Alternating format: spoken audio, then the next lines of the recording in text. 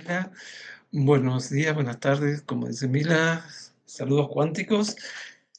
Una alegría ver tanta gente que nos está siguiendo en esta aventura que hemos iniciado, este grupo de un poco locos cuánticos que pensamos que es necesario mirar nuestras realidades culturales, creativas, de la economía creativa, con perspectivas novedosas, diferentes.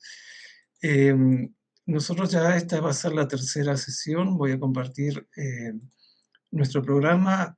El primer encuentro fue con nuestro estimadísimo Germán Escorcia y Griselda Toria, donde introdujimos entonces todo este tema de este paso hacia nuevas formas de economía, hacia nuevas formas de pensar la realidad desde la imaginación. Seguimos luego la semana pasada con Antonio Verdú y con José Francisco Parra, ya con temas más concretos y aplicado, por ejemplo, en el caso de Antonio, a cómo la mirada cuántica, la mirada que hoy voy a yo a tratar de desglosar un poco más en profundidad, aplica a contextos organizacionales, y luego José Francisco lo llevó al plano muy práctico del mercadeo y de cómo estas perspectivas pueden nutrir nuevas miradas y nuevas formas de interactuar. En el día de hoy, mi tema es teoría cuántica y economía creativa, una visión innovadora que luego va a estar seguida por nuestra amiga Cecilia, sobre aplicación al campo de la comunicación. Tenemos un ruidito, Mila, y creo que hay un micrófono abierto. Eh, Sí, voy a sí, chequearlo y lo sí, muteo. por favor. Y para eso voy a compartir mi pantalla, donde me voy a guiar con este tema. Es nuestro amigo Juan José. Juan José, por favor, cierra el micrófono. Eh, Bien, teoría cuántica y economía creativa. Estamos explorando. Quiero aclarar esto. Todo lo que estamos haciendo es un tema exploratorio. Ninguno de nosotros tiene respuestas definitivas a estos temas.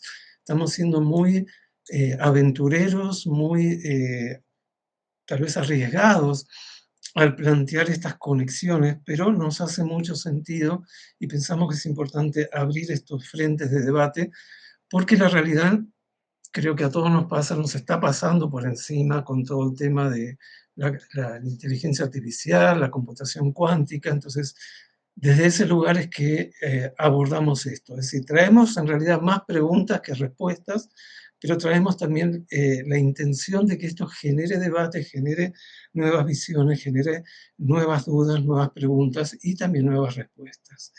Mi presentación tiene tres partes básicamente: una introducción general, una parte de definiciones básicas, que creo que es importante ponernos de acuerdo, y finalmente cómo conectamos la teoría cuántica con la economía creativa.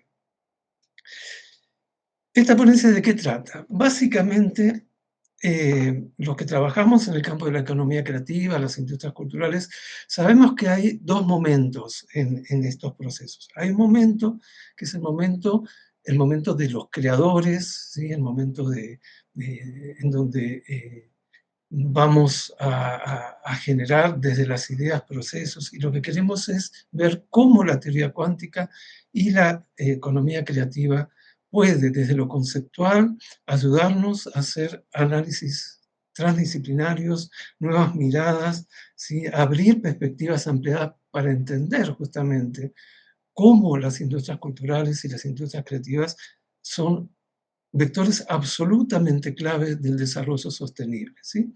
Entonces, esta presentación lo que busca es proponer estos espacios de articulación, debatir sobre estos temas, y como decía antes, tenemos dos momentos importantes: el momento de la creación y la conversión de las ideas a través de procesos creativos en cuatro elementos básicos: los bienes tangibles, como puede ser eh, una artesanía, un cuadro, un plato de comida típico. Tenemos servicios como la gestión cultural, como el diseño, como el turismo cultural. Tenemos contenidos, el área de contenidos donde elaboramos, por ejemplo, guiones de películas o el manuscrito de una obra literaria. Y tenemos finalmente las experiencias, ¿sí? Una obra de teatro es una experiencia, un recital musical es una experiencia, un recorrido turístico-cultural es una experiencia. Estos cuatro elementos, que no son en absoluto excluyentes, sino que generalmente van combinados, eh, llegan a un punto, digamos, en donde el creador, la creadora, el equipo de producción, tiene en sus manos un elemento, que ese elemento es el resultado del acto creativo. Lo que a nosotros nos interesa entender desde la economía creativa y desde la perspectiva cuántica es cómo estos cuatro elementos, combinados o no, se transforman en hechos, perdón, en hechos culturales, en hechos sociales y en hechos económicos. ¿Cuál es ese proceso que ocurre para que de la idea, a través de la creatividad, generamos de nuevo el guión de una obra de teatro, una artesanía, cómo eso va a tomar cuerpo en la sociedad, va a ser apropiado por públicos y se va a transformar en un hecho económico, en un hecho cultural y en un hecho social? Y es ahí, en ese proceso de transformación, en donde estamos mirando qué nos puede aportar la teoría cuántica a estos procesos. Básicamente, voy a hacer un análisis desde la economía, de una manera tal vez simplista, pero creo que puede ser muy efectivo. ¿En qué se diferencia un martillo de un libro? Van a decir, Gerardo, pero es obvio, un martillo es para clavar, un libro es para leer. No, pero sin embargo lo que quiero analizar es desde la perspectiva económica, para luego ver justamente qué pasa con los libros, con la producción cultural creativa. Cuando una persona decide fabricar un martillo es porque generalmente ha identificado una necesidad humana. Muy sencillo, clavar clavos. Esa vinculación entre el objeto que se va a producir y la necesidad humana hace que el objeto ya nazca con dos cualidades. Una, beneficiar económicamente al fabricante y a toda la cadena económica. Y dos, cuando nace, aún sin fabricar un solo martillo, ya tiene valor de uso. Es decir, hay personas necesitando la herramienta para clavar clavos. Como tiene valor de uso, por lo tanto, va a tener valor de cambio, va a tener valor de mercado, es decir, que ya nace el martillo, aún sin fabricar un solo martillo, como un hecho económico. No estoy diciendo nada nuevo, esta es la economía, este es el paradigma economicista en el cual nosotros vivimos.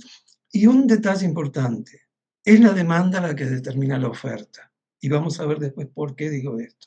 ¿Sí? Entonces tenemos necesidades humanas que alguien identifica, ve la oportunidad, piensa con esto puedo ganar plata, voy a generar una herramienta, el martillo, en su concepción tiene valor de uso, ya nace como un hecho económico.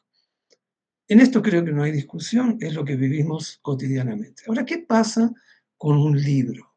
¿Sí? ¿Qué pasa con una canción? ¿Qué pasa con cualquier elemento cultural? Para ejemplificar esto, los quiero invitar a que nos vayamos al año 1964 aproximadamente, cuando Gabriel García Márquez, y en este momento estamos entonces en la Ciudad de México, en el cuarto donde García Márquez con su máquina de escribir está terminando de escribir su maravillosa obra Cien años de soledad. En ese momento que vemos en pantalla, Gabriel García Márquez está poniendo el punto final antes de decidir enviarlo a una editorial. Pregunta es, ¿qué valor económico tiene en ese momento ese manuscrito? ¿Qué valor de cambio tiene? ¿Qué valor de uso tiene? Como muchos de ustedes seguramente estarán pensando, en ese momento, eh, ese manuscrito que tiene García Márquez en la mano no es ni más ni menos que solo un acto creativo, ¿sí? Un acto creativo que responde a su deseo, a su necesidad de expresarse, de sacar de adentro de sí su imaginación, su técnica literaria. Con lo cual, en ese momento, ¿sí? Estamos en 1964, en la casa de García Márquez, no tiene valor de uso porque no hay ningún ser humano, excepto tal vez su señora que está desesperada porque termine el libro, no hay ningún ser humano esperando, necesitando 100 años de soledad, no tiene valor de uso, por lo tanto, en ese momento no tiene valor de cambio. Entonces la pregunta es, espera, pero Cien años de soledad es un éxito literario como poco, se ha vendido millones, se han producido películas, se han hecho series. Entonces la pregunta es, ¿cómo y cuándo ese acto creativo se transforma en un hecho económico y también en un hecho cultural? Y aquí es donde vemos la diferencia con nuestro martillo. El martillo nació como un hecho económico con un sentido utilitario. Aquí nace un acto creativo que debe realizar ciertos procesos para entonces convertirse en hechos económicos y en hechos culturales. La pregunta de fondo es, bueno, si el martillo satisface la necesidad de clavar clavos, ¿qué necesidad humana satisface un libro, una canción, una película, un acto creativo? Hay una necesidad humana que hay que satisfacer. Y otro hecho interesante, que es importante observarlo, es que, a diferencia de nuestro martillo, ese libro, esa canción, no va a estar generando solo un sentido de uso. Y aquí es donde empezamos a introducirnos en la teoría cuántica. Ese libro, esa canción, esa película va a tener múltiples valores, como vamos a ver ahora, y va a ser sobre base de activos intangibles. Si lo que hace valioso al libro, a diferencia de mi herramienta martillo, es que lo que es valioso es lo que no puedo tocar, no puedo eh, llevarlo, es la intangibilidad del contenido de ese libro o de la canción o de la película. Por último, en el caso de la cultura, de las industrias culturales, la oferta antecede a la demanda. ¿Sí? Si todos nosotros en estos momentos vamos a cualquier librería interesante, importante de nuestros países, vamos a encontrar cientos de títulos de los cuales nosotros no teníamos siquiera idea que existían. Lo mismo pasa con Netflix, con las películas, lo mismo pasa con la música. Es decir, que a diferencia de lo que podemos llamar el paradigma economicista, en donde existe primero una necesidad, existe primero una demanda y luego surge entonces la oferta, en nuestros sectores al revés. Si hay cientos, miles de personas produciendo hechos, digamos, actos creativos que van a derivar en bienes, servicios, contenidos o experiencias que deben atravesar un cierto proceso, que es el que vamos a explorar, para transformarse en un hecho económico, para transformarse en un hecho cultural y social. Entonces aquí es donde aparece el tema este interesante de la economía creativa. ¿Qué es la economía creativa? Probablemente muchos de ustedes ya tengan alguna visión, alguna respuesta para esto, pero aquí es donde me parece interesante, ya para ir entrando en la materia, decir que la economía creativa es el diálogo entre dos grandes universos que hasta este momento no dialogaban entre sí. Las ciencias económicas, que sigue un patrón de pensamiento lógico, racional, algorítmico, y lo que podemos llamar las ciencias de la cultura, que sigue un patrón de pensamiento creativo, asociativo, heurístico. Estos dos universos no dialogaban entre sí. ¿Por qué? Bueno, básicamente porque desde la economía, digamos, el paradigma economicista en el cual nosotros vivimos, el campo de la cultura ha sido visto ya desde los orígenes del pensamiento liberal, ¿sí? Del capitalismo, cuando Adam Smith eh, escribe su conocido libro La riqueza de las naciones. Ahí Adam Smith ya sienta la base de cómo va a ser la relación entre la economía y la cultura, diciendo claramente que hay dos tipos de trabajo, el trabajo productivo y el trabajo improductivo. El trabajo productivo es el que genera bienes tangibles, porque en el bien tangible ahí está el salario del obrero, ahí está la ganancia del dueño de la empresa. ¿Y cuál es el trabajo improductivo? Y lo dice literalmente con estas palabras: el trabajo improductivo es el que no genera bienes tangibles y es el que hacen, yo cito en este momento, los sirvientes, los clérigos, los abogados y los artistas. Y los desarrolla, además, dice, los bailarines, los cantantes de ópera, en fin, menciona un par de artistas más, actores, etc. Entonces, ya desde la impronta misma, del nacimiento mismo de nuestro paradigma economicista, ya se dijo de entrada, hey, todo lo que hace la cultura es improductivo. Aclarando que es improductivo, pero es importante, porque, cito de nuevo, la cultura mantiene el humor de las masas. Eso es lo que pensaba Adam Smith y los economistas de esa época. Quiere decir que en su matriz original ya la cultura quedó signada con el signo de improductivo y de ocio y tiempo libre, es decir, lo que hacemos cuando no hacemos cosas productivas. Desde el lado de la cultura, nosotros siempre hemos visto a la economía con cierto resquemor, probablemente por esto que estoy diciendo, pero también porque esta cosa del pensamiento lógico, racional, algorítmico, a la gente de la cultura no nos va. Nosotros somos más fluidos, más creativos, asociativos, y además estaba este peso de decirnos, llamarnos improductivos cuando sabemos que no lo somos. Entonces había una brecha ahí, no se dialogaba, hasta que luego de la Segunda Guerra Mundial empieza a tomar forma todo este tema y aparece lo que finalmente terminamos denominando la economía creativa, que es ese espacio, ese eslabón que estaba faltando para que tanto una ciencia como la otra pudieran dialogar, encontrarse y generar nuevas oportunidades para todos. Ahora bien, ¿qué ocurre con todo esto? Em, Así como a fines del siglo XVIII aparece la primera máquina de vapor y comienza entonces la era capitalista y comienza la era industrial, generando una transformación civilizatoria sin precedentes. Nosotros hoy estamos en una situación similar a la del siglo XVIII. Estamos pasando de la era industrial a la era del conocimiento.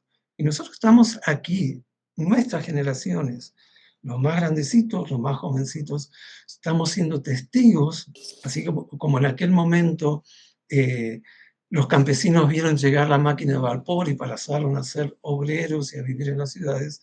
Nosotros estamos viendo cómo pasamos de estos paradigmas, perdón, por aquí, ¿sí? De la era de la relación, del surgimiento de las repúblicas, del determinismo científico, del trabajo desde las ciudades, la tierra, el capital y el trabajo como principales activos económicos, pasamos ahora a la era digital. ¿Marcada por qué?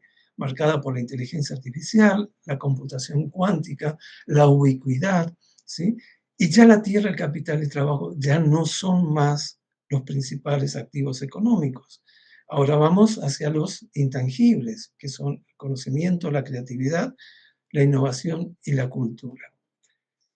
O sea, que lo que estamos viviendo en este momento, a partir de este preámbulo de cómo se concibió y se entendió la cultura desde el paradigma economicista, estamos viendo una transformación civilizatoria hacia nuevas formas de producción, marcado obviamente por la tecnología, de nuevo, pero también nuevas formas de relacionamiento, nuevas formas de comprender, entender, vivir la vida, generando entonces nuevos escenarios y por eso nuestras exploraciones.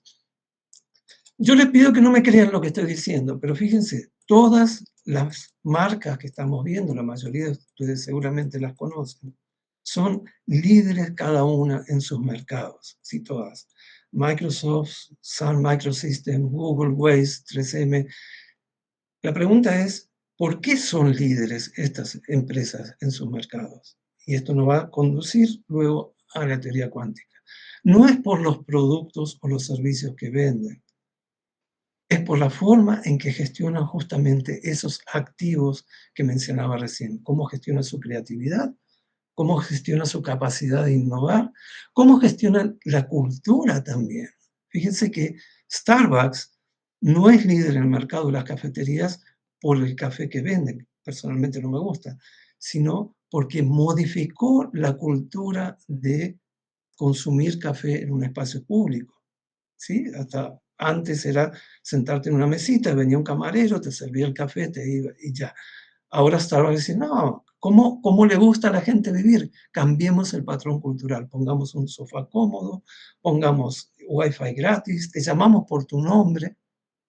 Netflix ha hecho lo mismo con el acceso, ha cambiado el patrón cultural del acceso al cine. Tinder ha cambiado el patrón cultural de encontrar una pareja, una relación.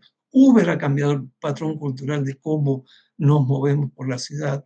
Es decir, que lo que estamos, digamos, generando desde la economía creativa, también lo vemos reflejado en estas grandes o medianas, pequeñas empresas que son líderes en su sector. Entonces, estas transformaciones civilizatorias profundas nos llevan a pensar, bueno, ¿cómo seguimos? ¿Cuál es el siguiente paso? Y es lo que nos ha llevado entonces a investigar y a explorar todas estas temáticas. ¿Cuál es la diferencia? Y vuelvo a mi libro y a mi martillo, donde claramente dejo en claro que estamos hablando de dos formas de economía diferentes. ¿Sí? Si la economía del martillo, el paradigma economicista tradicional es un paradigma basado en entradas y salidas, en comprar barato, fabricar barato y vender caro. La economía creativa, la economía cultural, la economía nuestra, no responde a ese patrón. Y tal vez este ha sido uno de los grandes, eh, digamos, desencuentros o dificultades, porque hemos tratado de interpretar la manera de crear economía, de crear valor cultural, social, con modelos de pensamiento que responden al paradigma economicista de comprar o fabricar barato y vender caro. Nuestra economía es una economía de influencias, una economía de redes, ¿sí? Y ahora vamos a ver cómo el manuscrito de García Márquez finalmente se transforma en un hecho económico y un hecho cultural, ¿sí? Porque eh, nos movemos en entornos, en ecosistemas dinámicos, en ecosistemas complejos de múltiples influencias, en donde la predictibilidad del éxito de una obra de teatro, de un libro, es prácticamente imposible.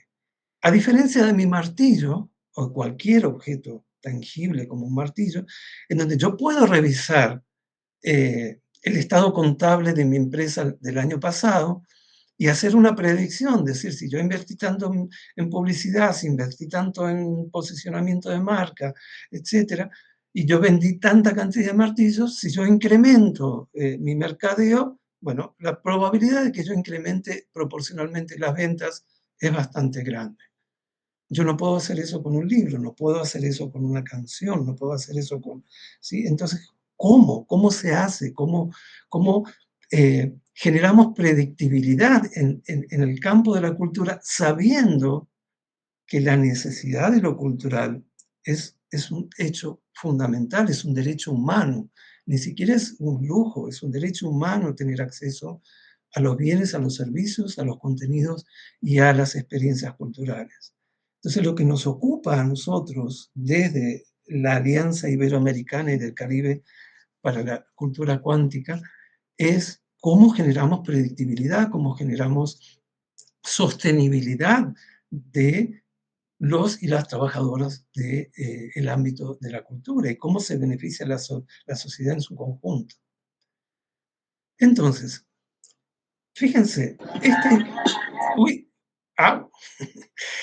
Eh, esta imagen que estamos viendo, que es resultado de una investigación que hice tiempo atrás, es una obra de teatro. ¿Sí? En el centro tenemos al productor, ¿verdad? Y lo que estamos viendo es el impacto, podríamos decir, cuántico de la obra de teatro a nivel social. ¿Sí? Cómo al producir una obra de teatro generamos impacto en, obviamente, en la sala, el director de la obra, el grupo teatral, en el público, en los medios de comunicación, en todo lo que es la gastronomía, la hotelería, todo lo que es, digamos, los impactos eh, inducidos de la obra de teatro en el estacionamiento, en el salón de belleza de la señora, de la muchacha que quiere estar guapa para la noche, se beneficia el salón de belleza. El muchacho o el joven o el señor que quiere estar guapo también, entonces se va a la tienda de ropa y se compra un lindo pantalón, una linda camisa, todo porque a la noche quiere ir al teatro y estar bien vestido. Es decir, cómo un hecho cultural como es una obra de teatro producido por nuestro productor aquí, va a generar cuánticamente un desarrollo, en este caso económico, social y también cultural, en torno a esa sala de teatro, a ese lugar donde se está produciendo la obra de teatro. Y podemos ir bien lejos, el proveedor de los vestuarios, la proveedora del maquillaje, el proveedor de equipo de sonido, es decir, todos estos están siendo impactados por un hecho cultural, ¿sí? Porque el fin de semana que viene va a haber un artista sobre el escenario. Multipliquemos esto por la cantidad de salas de teatro, de cine, de bibliotecas, de librerías que pueda haber en una ciudad como Lima, en una ciudad como Bogotá, como Buenos Aires. Entonces vemos que hay toda una trama que nos gusta decir que es una trama cuántica, que se activa porque hay, en este caso, una obra de teatro.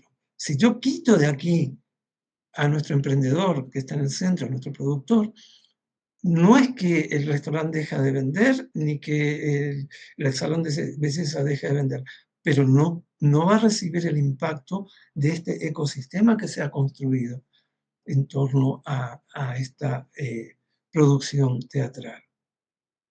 Espero que me estén siguiendo. Entonces, lo que nos interesa ver, y es lo que vamos a entrar ahora, es cómo desde la teoría cuántica podemos interpretar lo que está ocurriendo aquí y aprovechar los potenciales de todo esto. Bien, vamos a la teoría cuántica. ¿Qué nos ofrece la teoría cuántica? Básicamente tomamos cuatro, cuatro principios, ¿sí? Y esos cuatro principios son los que estamos utilizando para hacer todos estos análisis y desarrollo. ¿Qué es lo que ha ocurrido en las sesiones anteriores? Nuestros colegas que nos precedieron han tomado estos cuatro principios y los han aplicado a las organizaciones, al marketing, a la economía de la imaginación, en fin, a la creatividad. El primer principio, y no es por orden jerárquico, sino que uno de los principios es el principio de incertidumbre. ¿Sí? Uno de los teóricos de teoría cuántica, valga la redundancia, Heidelberg, señala que no es posible en teoría cuántica conocer con precisión absoluta las propiedades de un sistema, ¿sí? Es como decir, bueno, yo tengo un átomo, el átomo está lleno de electrones, neutrones, quarks, yo no puedo saber en dónde están los electrones en este momento, a menos que observe. Ese va a ser el cuarto principio. Pero el principio de incertidumbre, ¿sí?, nos dice que la realidad no es determinista, como nos propone el paradigma economicista, como nos propone también las ciencias sociales. No es determinista, sino que es probabilística. ¿Sí? La teoría cuántica propone entonces que la incertidumbre y la indeterminación son fuentes de desarrollo de la innovación, justamente porque nos activa la necesidad de intervenir. ¿Cómo se traslada esto a las dinámicas culturales? También, obviamente, la incertidumbre es fundamental. Yo sé que en la sala hay artistas, hay creadores, nadie mejor que ellos para saber lo incierto que es montar una obra de teatro, lo incierto que es sacar a la venta un libro o sacar una canción. ¿Sí? ¿Por qué? Porque las culturas están en constante cambio, constante proceso de adaptación, y no es posible prever con certeza cómo una cultura se va a desarrollar o cómo va a responder a los distintos estímulos, factores que están interviniendo. Ya Bauman, Sigmund Bauman y también Stuart Hall hablan de la cultura líquida, hablan de la fluidez de la cultura en esta modernidad, ¿sí?, donde los valores, los significados y los comportamientos van cambiando de forma prácticamente impredecible. Entonces, a diferencia de los sectores más tradicionales, como nuestra fábrica de martillos, donde podemos predecir con mucha precisión cuántos martillos yo voy a vender, ¿sí?, y voy a operar sobre eso, las industrias culturales y creativas se mueven en entornos donde los resultados dependen de variables que no son lineales, que no son prácticamente cuantificables. La emoción, la cultura, los procesos sociales que son sumamente cambiantes. Entonces viene el tema de, bueno, ¿y cómo hacen los emprendedores culturales? ¿Cómo hacen las productoras teatrales, que tenemos una en nuestra sala? Los ciclos de producción creativa, por ejemplo, en el caso del creador o la creadora, no hay manera de que pueda predecir qué va a pasar con su obra próxima. Aun si la obra anterior ha sido un éxito rotundo. No sabe si va a ser bien recibida, qué va a pasar, si no, ¿sí? Entonces, todo en el campo de la cultura y sobre todo la economía creativa está asignado por el tema de la incertidumbre. Las preferencias de los públicos, no hay mucho que decir en eso. Las modas, las tendencias cambian, evolucionan. Y también la aceptación tardía, a veces que una obra se adelanta mucho a su tiempo, como estamos viendo le pasó a nuestro querido Van Gogh, ¿sí? Que pobrecito murió con una oreja menos, en la pobreza absoluta y sin haber podido prácticamente vender un solo cuadro. 150 años más tarde es uno de los artistas más cotizados de la historia del arte, ¿sí? Es decir, a diferencia de nuestro martillo, que sí puedo predecir cuántos martillos voy a poder vender, eso no ocurre con nuestro sector. Entonces es importante abrazar el principio de incertidumbre y generar condiciones para que los emprendedores, las emprendedoras, puedan adaptarse a estas condiciones, explorando, generando escenarios, desarrollando herramientas de predicción en escenarios no predictivos, ¿sí? Lo que resulta en productos nuevos, diferenciados, etc. Es decir, primer principio de incertidumbre, lo pasamos por el tamiz de las industrias culturales y creativas, atraviesa todo el sector. Segundo principio, principio de superposición, súper interesante esto, porque describe la capacidad que tiene un sistema de existir en múltiples estados al mismo tiempo, ¿sí? Hasta que realizamos una observación o medición. Esto destruye prácticamente la noción del determinismo, porque el determinismo que nos dice, cualquier elemento puede estar en uno y solo un estado. Es la base de la computación digital, ¿sí? Yo tengo unos y ceros. Un uno no puede ser cero y uno a la vez en la computación digital, ¿sí? O es blanco o es negro, o es grande o es pequeño. Bien, la teoría cuántica dice que eso sí es posible en esta perspectiva, ¿sí? Y si lo llevamos al plano de lo cultural, esto significa que al mismo tiempo están coexistiendo el mismo elemento en múltiples significados, múltiples prácticas, en capas de superposición, en donde un mismo elemento, un mismo símbolo, puede tener múltiples interpretaciones, depende del contexto, depende de la comunidad, depende del individuo. Y esto es súper interesante porque digamos, nos abre a las posibilidades que esto genera para el campo de la economía creativa, ¿sí? Jacques Derrida y Barthes ya lo hablan desde la multiplicidad de significados, la indeterminación de los procesos de interpretación, y lo que puede hacer esto y lo que hace es inspirar modelos que reconozcan las identidades múltiples que tenemos los individuos, las comunidades, y generando políticas de inclusión, de diversidad, de comprensión de esta superposición para justamente aceptar y celebrar las identidades. Dentro de nuestro equipo se ha sumado un colega que estuvo con nosotros hace poco en una conferencia en Bogotá. Él es abogado de activos intangibles y tiene una cátedra en la Universidad de Buenos Aires, en la Facultad de Arquitectura, que es sobre diseño.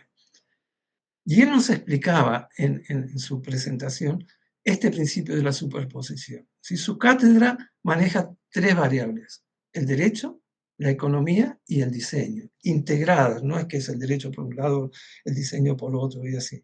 Él les instruye a sus estudiantes a que cuando van a hacer un diseño, es una cátedra de diseño, ya piensen en todas las formas que pueda adquirir ese diseño, que puede ser desde un objeto bello para poner sobre la mesa, puede ser una instalación en un parque infantil, tomando como base el diseño que han hecho, puede ser un objeto utilitario, es decir, ya en su principio pedagógico, él plantea este tema de la superposición. No se queden con un solo significado, con una sola representación.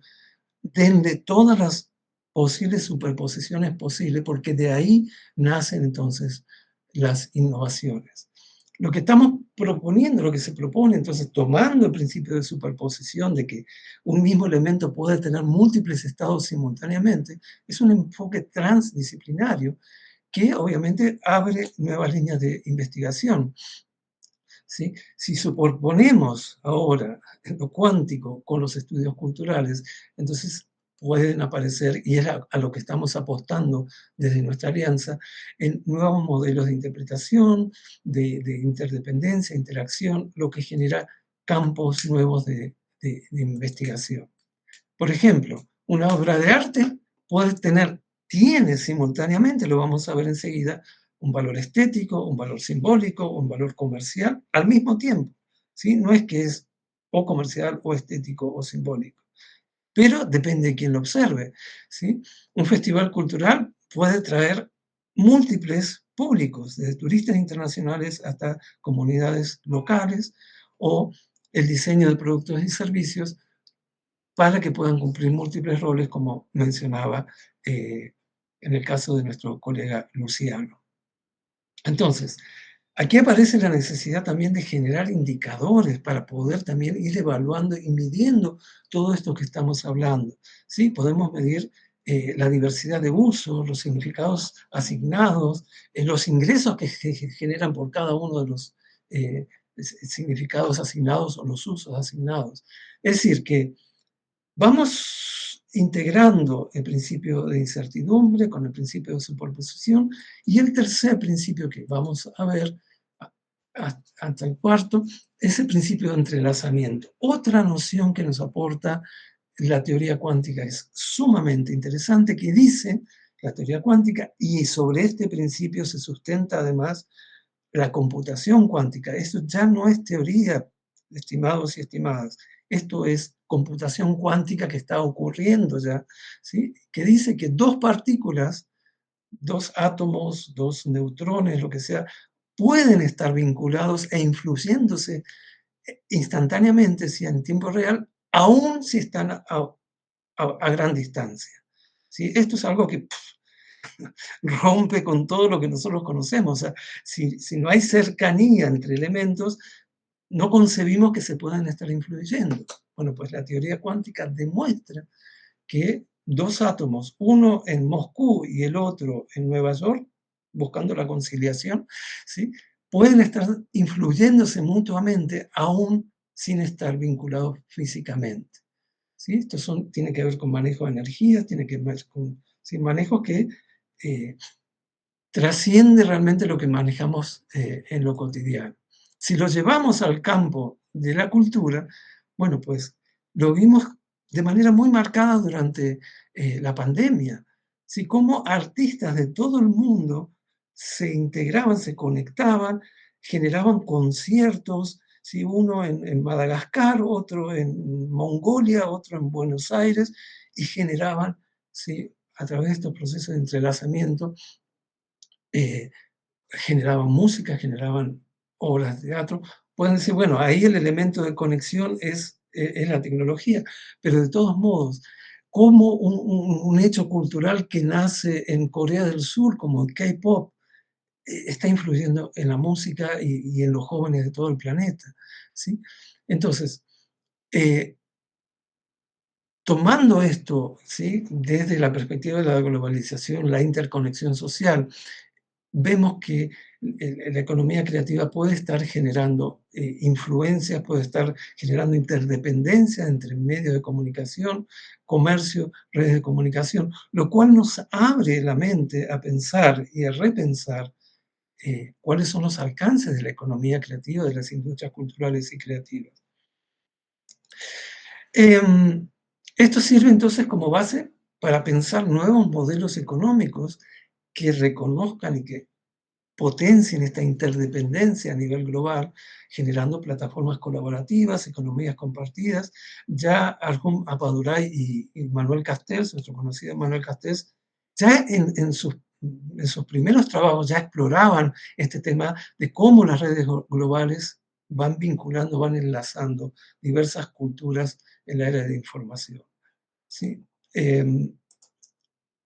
Algunos ejemplos, por ejemplo, lo que mencionaba de la era de la pandemia, cómo se han generado nuevas formas de producción a partir de estos procesos de entrelazamiento, ¿sí? Como un artesano que vive en una comunidad aislada, aquí por ejemplo en Panamá, en el Darién, puede a través de todos estos sistemas influir y darse a conocer y generar ingresos en zonas remotas, en Europa, en Estados Unidos, desde este principio del entrelazamiento, ¿sí? Entonces, lo que buscamos es cómo fortalecer estas redes creativas eh, mediante estas alianzas de estrategias, mediante la introducción de este principio de entrelazamiento, ya no la tecnología como mediadora, sino como un principio natural y potencial de la economía creativa, ¿sí? Aumentando eh, la visibilidad, aumentando la generación de ingresos a través de estos procesos. El último principio que vamos a ver, entonces, es el principio de la observación, del observador, que es un principio fundamental también en la teoría cuántica, que dice que el observador modifica el comportamiento del sistema observado, ¿sí? Como decía al principio, el principio de, valga la redundancia, el principio de incertidumbre, no sabemos, es como el gatito de Schrödinger, ¿sí? Todos conocemos al gato de Schrödinger, tenemos el gato dentro de una caja con una botella de veneno, el gato está vivo y está muerto, ¿sí? Hasta que no abrimos la caja. En el momento que abrimos la caja, entonces modificamos el comportamiento del sistema y nos enteramos qué es lo que está pasando, ¿sí? Hasta ese nivel, ¿sí? Las partículas, ¿sí? No tienen un estado definido hasta que son medidas, es decir, hasta que la conciencia o la intención del observador influye en el resultado.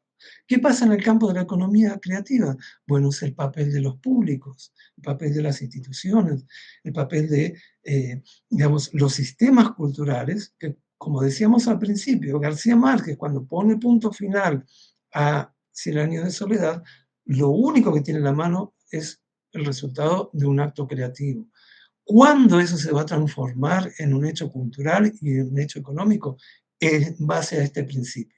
Cuando es observado, cuando es leído, cuando es comentado, cuando es intervenido por el entorno, y ahí va a dejar de ser solamente un acto creativo para transformarse entonces en un hecho cultural que todos abrazamos, que todos nos apropiamos, y en un hecho económico, que sabemos que ha sido un éxito económico muy grande, ¿sí? Una práctica, un objeto, una expresión cultural va a adquirir, por este, el segundo principio que hablábamos antes, un significado determinado, pero va a incidir en su devenir, ¿sí? La cultura no existe como algo fijo, definido y ya, sino que algo que se va a ir transformando, se va co-creando, se va transformando con cada mirada, con cada interpretación, con cada apropiación. Es lo que le da, entonces, el sentido dinámico, el sentido adaptativo, ¿sí? Entonces, no es solo la calidad del producto, no es solo la calidad de lo generado, sino que la percepción del usuario, en este caso el público, el lector, el asistente a la obra de teatro, es quien, a partir de su percepción, a partir de cómo va a legitimar, ¿sí? Le va a terminar de dar valor, es decir, va a transformar ese elemento inicial a partir de lo que en teoría cuántica se llama principio de la observación, ¿sí? Entonces, las plataformas digitales, ¿sí? Todo esto está influyendo entonces en qué es lo que ponderamos, qué es lo que consideramos valioso, y cómo modifica no solo el valor simbólico, sino también el valor económico, el valor social de lo que estamos analizando.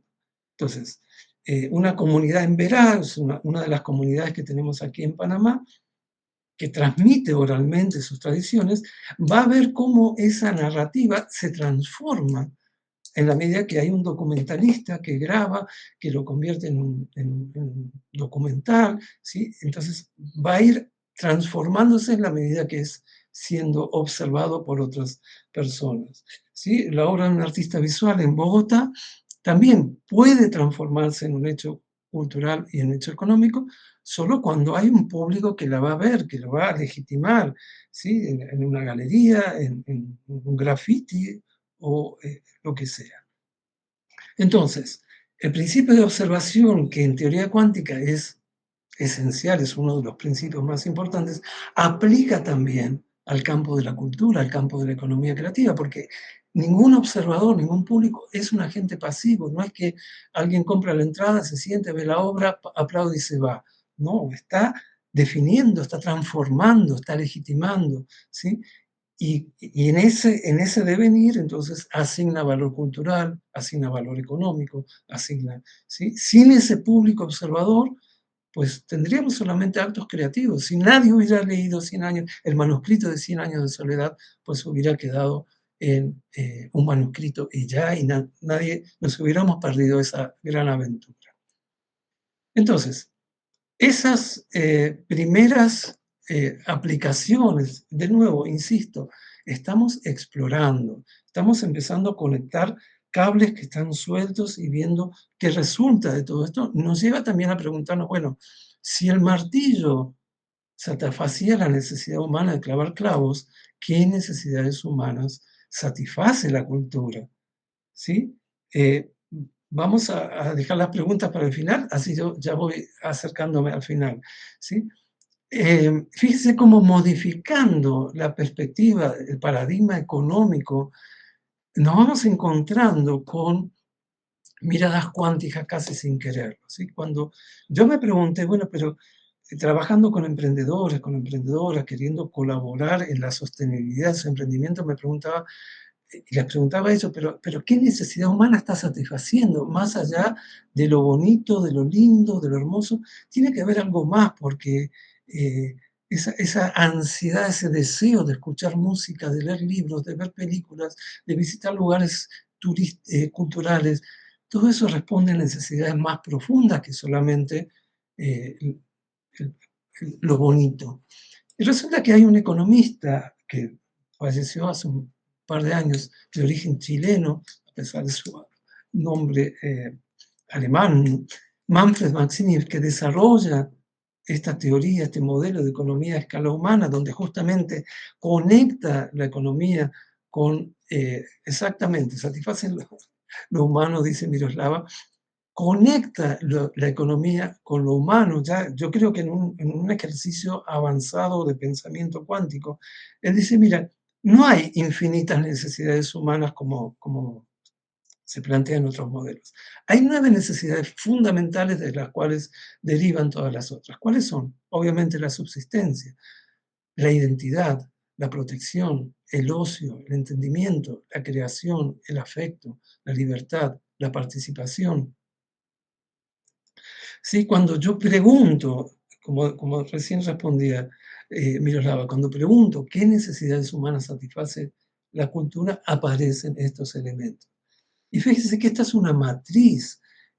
No es que la identidad es más importante que la libertad o la creación más importante que el ocio. No, lo que plantea Max Neff es cualquier carencia en cualquiera de estas dimensiones genera tantas patologías sociales, humanas, como si no tuviera para, para comer o para vivir. Entonces, ya vemos que al modificar el enfoque económico, ¿sí? A partir de, Max Neff era un economista, incluso fue candidato a presidente en Chile, ¿sí? Empezamos a entender que si queremos generar sostenibilidad en el campo de la cultura, si queremos generar sostenibilidad en la economía creativa, debemos modificar nuestro abordaje. No nos sirven los modelos, digamos, de los paradigmas economicistas porque son modelos orientados a otros objetivos. Tenemos que entender que la sostenibilidad, el desarrollo, tanto económico como cultural como social, depende de que podamos satisfacer la necesidad de la identidad, de la libertad, del afecto, de la creatividad, del ocio, del entendimiento. ¿Y esto por qué?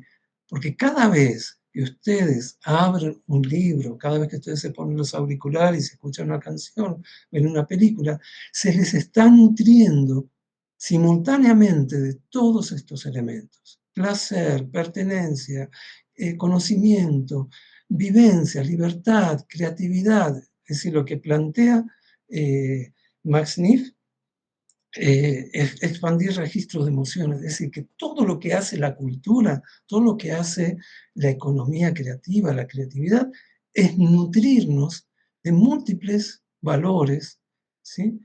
Intelectual, estético, patrimonial, emocional, la experiencia, la economía, etc. Y esto es lo que hace tan rico. Pero fíjense que aquí aparece el principio de superposición que nos habla la teoría cuántica. Un mismo libro, un mismo cuento, una misma película, una misma obra teatral, te está nutriendo todas esas necesidades fundamentales, aportándote todos estos elementos de manera simultánea.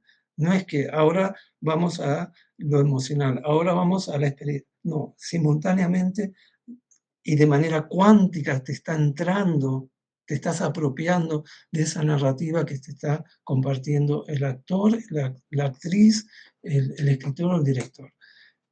La cultura entonces son historias que quieren ser cortadas. Recuerden, entramos a una librería, está lleno de historias que buscan satisfacer las necesidades, estas necesidades fundamentales como modo de construcción de nuestra identidad, del conocimiento, del sentido de pertenencia, el placer, memoria y futuro.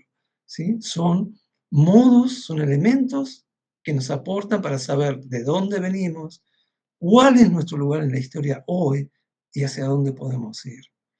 Entonces vemos que estos principios de la teoría cuántica nos da sustento, yo diría científico, para profundizar estas exploraciones que estamos haciendo, pasando, basándonos en esa complejidad de lo cuántico a los ecosistemas creativos. Recién preguntaban si estas diapositivas van a estar disponibles. Por supuesto, está la grabación, vamos también a subir las diapositivas. Entonces, cuando integramos los 4 principios que veíamos, podemos comprender mejor la complejidad de los procesos culturales y sociales. ¿Sí? Entonces, vemos a los sistemas culturales como sistemas dinámicos con coexistencia simultánea de múltiples realidades, múltiples significados. ¿Sí? Cómo los individuos navegan entre múltiples identidades, por ejemplo, siendo al mismo tiempo géneros, mujer, hombre, otros géneros, perteneciendo a diversas etnidades, perteneciendo a diversas nacionalidades. Mi hija tiene 3 nacionalidades, por ejemplo, 3 pasaportes.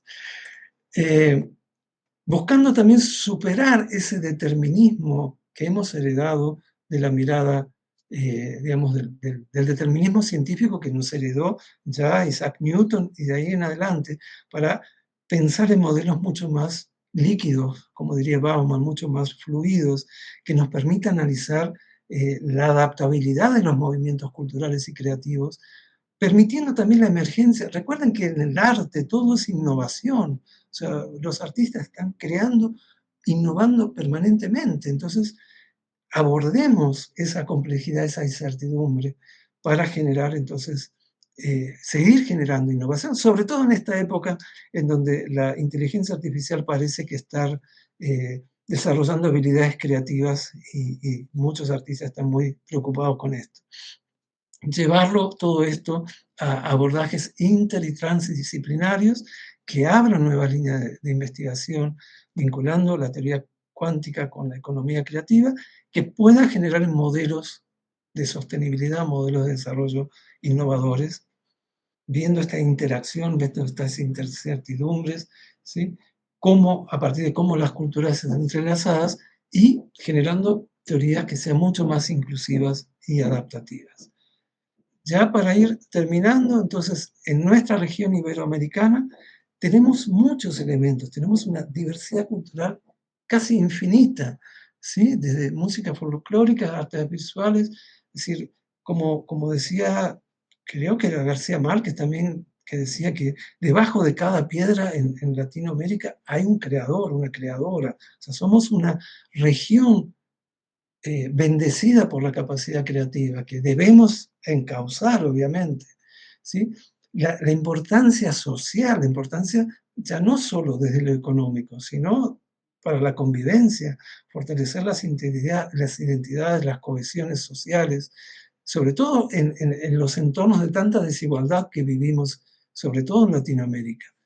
Y poder entonces llevar todo esto al planeta, ¿sí? Que podamos exportar nuestra creatividad como hacen otras regiones. Ya lo mencionaba, Corea del Sur ha trabajado durante 50 años estos procesos y ahora son los referentes en el cine, en la música, ¿sí? En muchos ámbitos, gracias a que han entendido estos procesos. ¿Sí? No nacen de la nada. Y por último, bueno, ¿cuáles serían las áreas de investigación? ¿Cómo adaptamos estos principios cuánticos a herramientas de análisis? ¿Sí? ¿Cuáles son las metas o las métricas, perdón, que podemos desarrollar para poder sí, predecir, para poder eh, comprender lo que está pasando y generar propuestas adecuadas? Estudiar casos de éxito. Hay muchos casos en los cuales probablemente de una manera muy intuitiva han incorporado estos principios y han sido sumamente exitosos. Bueno, destilar cómo estos 4 principios y otros de la teoría cuántica pueden servir para interpretar mejor, ¿sí? Me viene a la mente lo que acaba de ocurrir hace 2 meses, creo, en Río de Janeiro, que ocurrió el año pasado también en Río de Janeiro, cuando el municipio de Río de Janeiro contrata el año pasado a Madonna y este año contrata a Lady Gaga, ¿sí? Y uno dice, bueno, ¿cuánto costará la entrada, verdad? Para ir a ver nada más y nada menos que a Madonna. No, el municipio, la municipalidad de Río de Janeiro dijo, entrada gratis. Consecuencia, para Madonna fueron 1.200.000 personas, para Lady Gaga acaba de ocurrir 2.200.000 personas, 150.000 turistas internacionales. Y le preguntaron al alcalde de Río de Janeiro, oiga, ¿cómo es que usted invierte 12 millones de dólares en un concierto gratuito, además, en la playa, que todo el mundo pueda ir, nadie paga entrada? Entonces él respondió, porque tengo los hoteles llenos, porque tengo la gastronomía a tope, porque tengo la venta de merchandising, porque Río de Janeiro se ha proyectado. Eso es pensamiento cuántico. Eso es entender el entrelazamiento, es entender las superposiciones, entender la incertidumbre y cómo manejo la incertidumbre para que genere sostenibilidad, para que genere desarrollo, ¿sí? Y cómo aprovechamos las tecnologías emergentes, la inteligencia artificial, la computación cuántica, para generar entonces nuevos modelos de desarrollo basados en todos estos principios.